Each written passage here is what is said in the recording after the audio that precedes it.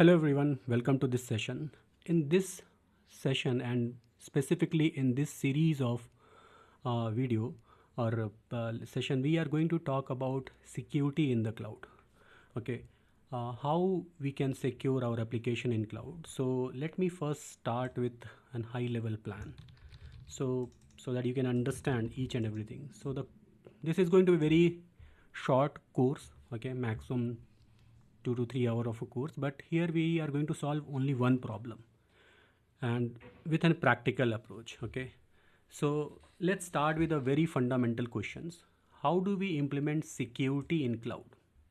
Because as a solution architect, as a cloud engineer, as a consultant, okay, your whatever the application that you are going to deploy in cloud, the making that application secure is also one of the very important pillar of the cloud, right? That we call about well architected framework. So security is one of the most important pillar, right? So the question comes like, how do we implement security in the cloud? And in this session, we are going to focus on AWS.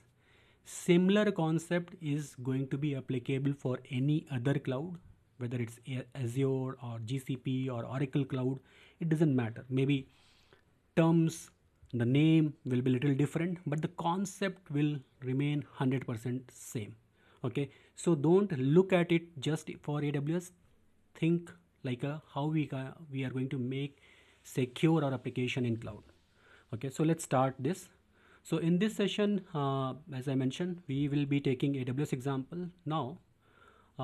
So with this, let's start. So instead of discussing security in isolation, we will take a practical approach to solve the problem. I'm not going to tell you what is security group, what is NACLs, what is WAF and all.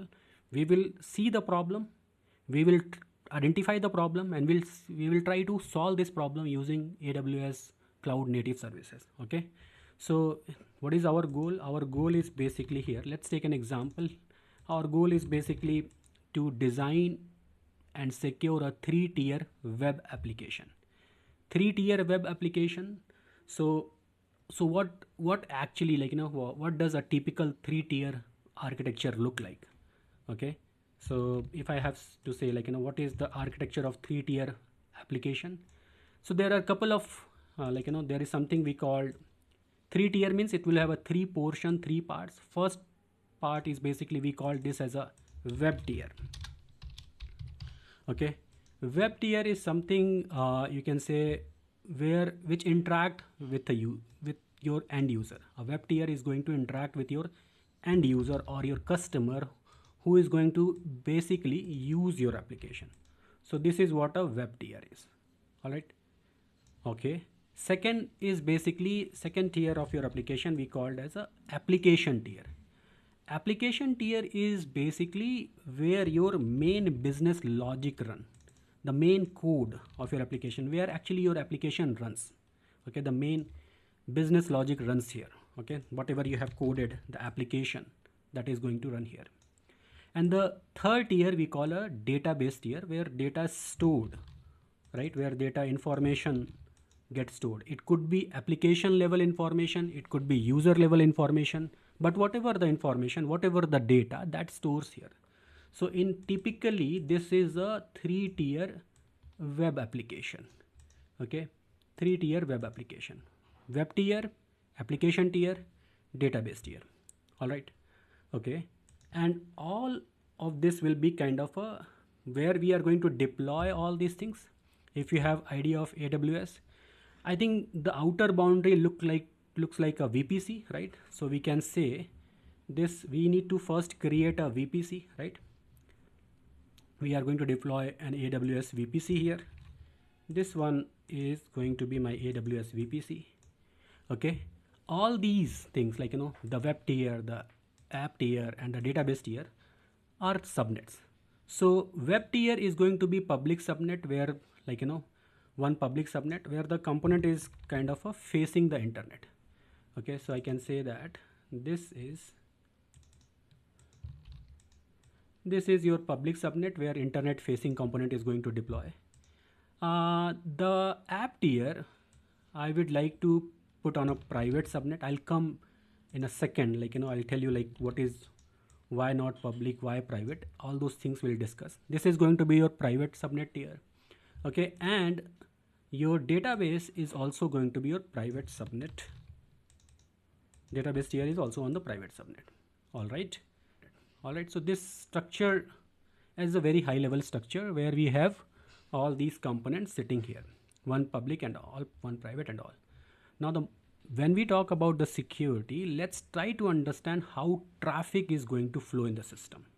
Then the security component will automatically become clear. So traffic is, let me drag it a little bit up.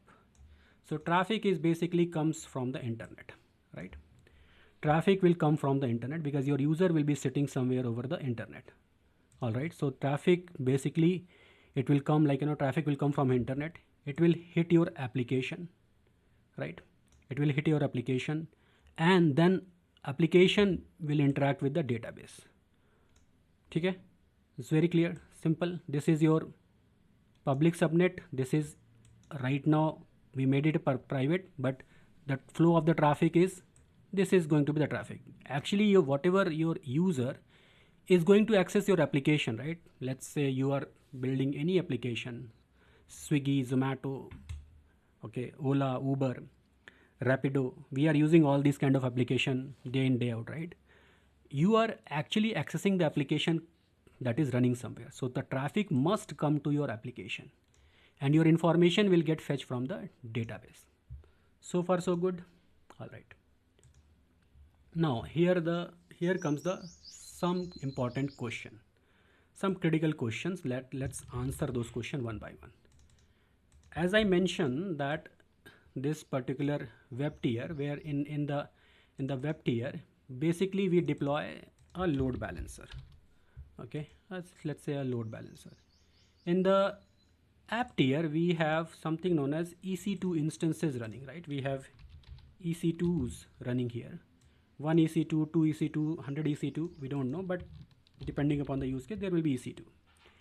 At database tier, we may have RDS instances running, right? We have some RDS instances running. All right, at very high level, it looks okay. This is, I can say, an ALB and all. Now the question comes, these EC2 instances, should we expose these EC2 instances? Expose means, can I make it publicly available? The question number one. Should we expose these EC2 instances, make it publicly available, where the application can directly talk to the user via internet? Technically, can we do this? Technical answer, yes, why not? Technically, we can do this, not a problem. Technically, is it possible? 100% possible. But the question is, should we do it? Answer is no, not at all. We should not expose your application to directly to internet. The question comes, why? Why we should not expose your application directly to internet? There are a couple of things. If you are going to expose your application directly to the internet, we typically need to open the port. You know how EC2 works? Like you have an EC2 instance. This EC2 instance will have a security group attached. I will talk about the security group in detail, but right now you can just imagine it as a firewall. Okay. The traffic, whenever any traffic reaches to EC2 instance, the traffic doesn't directly come to EC2 instance. Traffic will come to first security group, and from security group it will come to EC2 instance. If somebody doesn't aware of security group, this is what the introduction for you. But we will talk very much detail about security group in next few section. Okay, so don't worry about it. What is the point here to remember?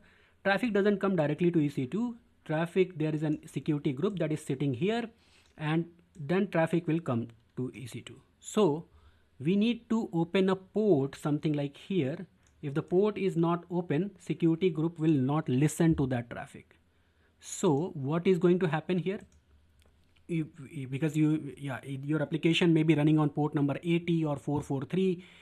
So you have to typically open the port for 443 or 80 for over the security group of an EC2 instance. What does that mean? Which means that anyone from anywhere can access it. Anyone from anywhere can access it. That is what the main problem. Okay.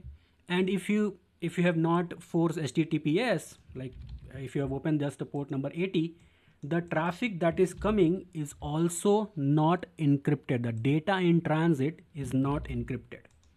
This is again a big problem. Somebody, let's say user is giving his user ID, password, everything is plain text. That is again a problem.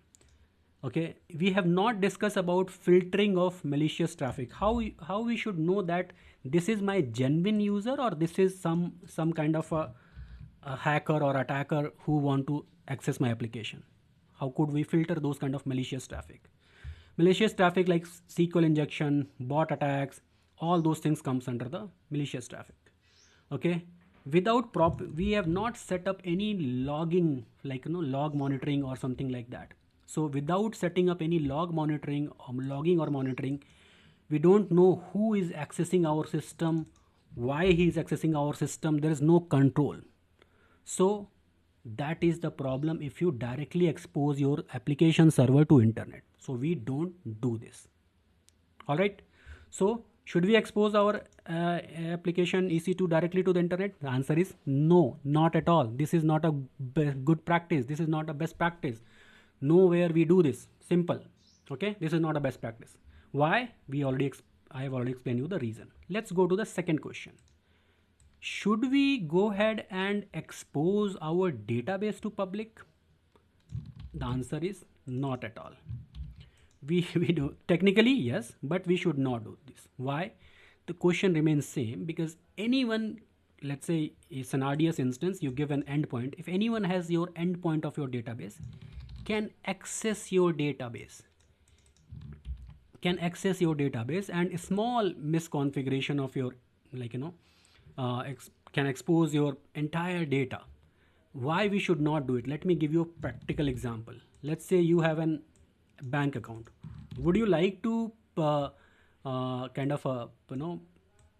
your bank account information to be publicly available? No, right? We don't give any kind of personal information publicly available because that is a highly risk area where the things get compromised. Okay, so in this way, this is just, I want to set the context. The problem here is not just the exposure. Okay, this is one of the problem. We should not expose our application server, the database instance directly to the public. That is 100% sure. There are some other problem direct exposure to the internet is one of the problem, and there is some other problem that also we need to comes under the security radar is how we are going to filter the traffic. Here in this case, there is no where we are talking about how we are filtering of the traffic we are doing. Okay, no encryption or we are putting like data at rest or data in transit. Is it encrypted, not encrypted?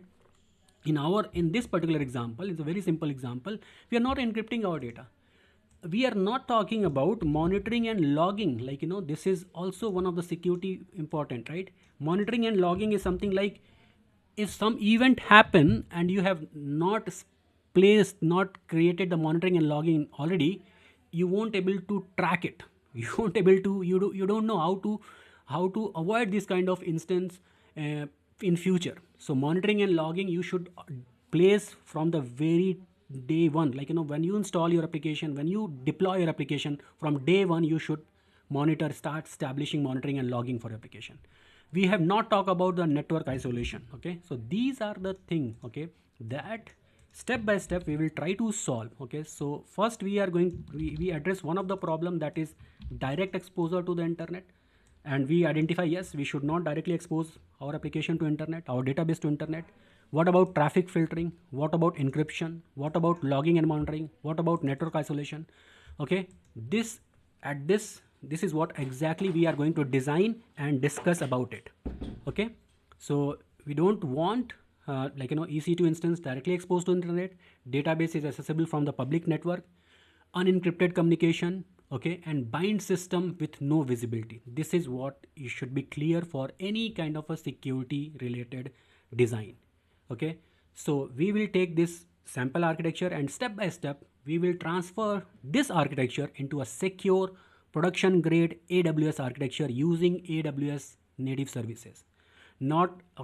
So just not just directly I'm going to give you like apply this, apply this, apply this. We will try to identify the problem and we'll try to solve the problem step by step. All right, so this is what in this particular introduction section. Thanks for joining. We will meet again in next lecture. We are going to design a high level architecture, and we will start with VPC, subnet, security group, NACLs, all those things one by one. Thank you.